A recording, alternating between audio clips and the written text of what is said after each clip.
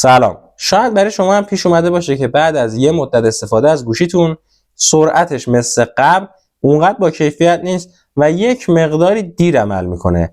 این به خاطر اینه که یه مقداری بعضی از تنظیماتون هنوز فعال نکردین.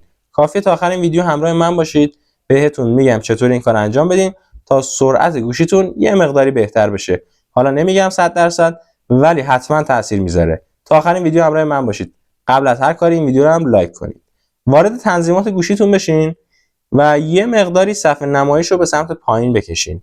بیاین پایین و اینجا رو گزینه قابلیت دسترسی که شکل یک آدمی هست کلیک کنید. آدمک سبزی هم هست.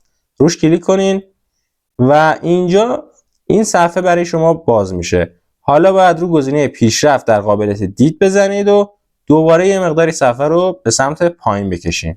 همینجور که میبینید چند تا گزینه هست. ما باید تیک گزینه حذف تصاویر متحرک رو فعال کنیم.